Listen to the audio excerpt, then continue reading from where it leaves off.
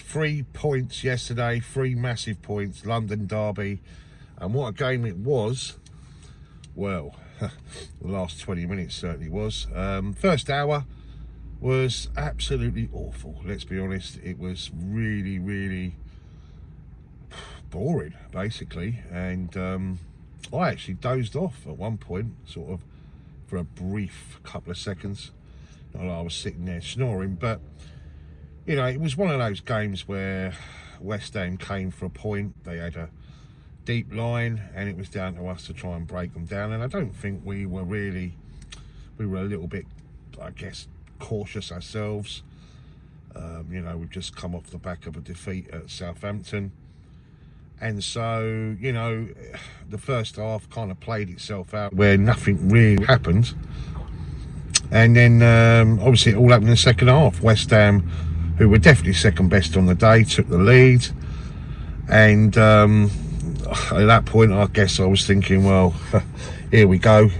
It's hard enough at 0-0 trying to break them down, and they're not going to change their policy. They're going to stay deep, and you know, it's going to be twice as hard now, you know, to try and get anything out in the game. When looked off the scale, I didn't think that was, you know, possible at all.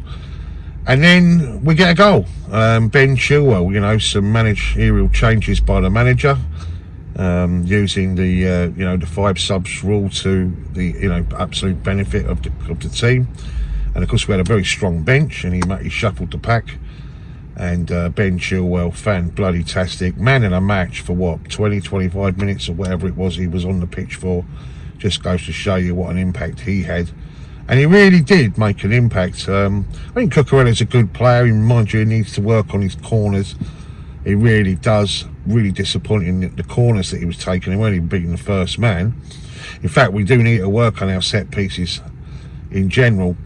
But 1-1, and then, you know, 3-4 minutes from time, cometh the man, cometh the hour, Kai Havertz. Great goal, fantastic goal, great, well-worked goal. And at 2-1, you know, we've turned a 1-0 deficit into a 2-1 victory. And then straight after, West Ham, when we're at our most vulnerable, I guess, get a goal, and hence the controversy with this VAR decision, which went our way for once.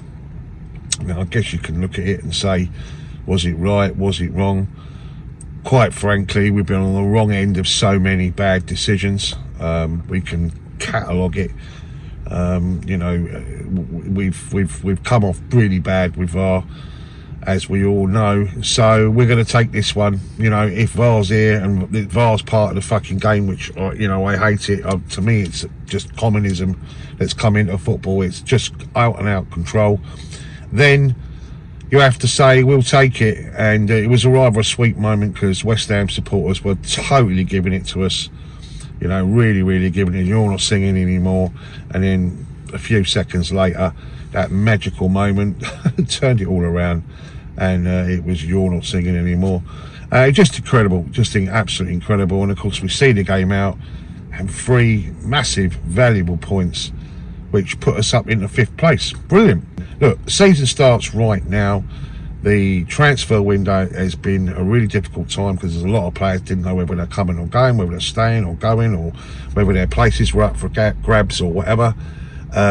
Now is the time where Thomas Tuchel can get those players together and say, you're my team, you're my squad, and you know, let's do it. And you know, there are certain moments in the season where you go on from this, and although we weren't brilliant, yeah, yesterday, we got 3 points, and that's massive as we go into our next game against Zagreb, and then of course Fulham at the weekend in the West London derby, the SW6 derby. Just a quick one. I did a video on CFC Fans TV after the game. It was a fan cam, and it was one of those where it wasn't planned at all. I don't know how, but it just kind of got on to Rory Jennings and all the you know, the reasons why I think he has a moral responsibility to act in a, you know, a responsible way towards the football club.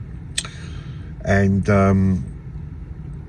I was blown away by not just the views, but the actual comments in the comment section, because I was thinking, well, you know, no doubt he's going to have his fucking little minions out there, like, protecting his arse, but I didn't realise how many people felt exactly the same way as me. So I'd like to, you know, say thank you very much for all those lovely positive comments for the people out there that, you know, took the time to actually write that. And you know, mega respect to all Chelsea supporters out there. Look, it is about doing the right thing at all times. 5 fucking games to a man that's fucking won us 3 trophies, 6 finals, you know, and we're only going to give him 5 fucking games. We're now calling it his fucking head. By the same token, you're giving, you know, the Bournemouth, you're surprised that the Bournemouth manager's been sacked. And I just find it just totally and utterly ridiculous. Let's be honest. He knows exactly what he was doing, and that's what he's done, and that's all I wanted to do was just call him out. And to be fair, I'm glad I did. I didn't expect CFC Fans TV to put the whole thing up, but they did, and it was totally and utterly unedited. But as I say, I just wanted to thank everyone in the comment section there that wrote on that, you know, in the comment section, for the most kind, positive and beautiful words. Really, really appreciate it. Look guys, 3 points. As I say, it wasn't a great performance, but it's a win, and we'll take that right now, you know.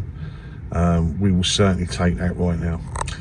Much love guys, and thank you for watching, and keep the blue flag flying on, and I'll speak to you all soon guys.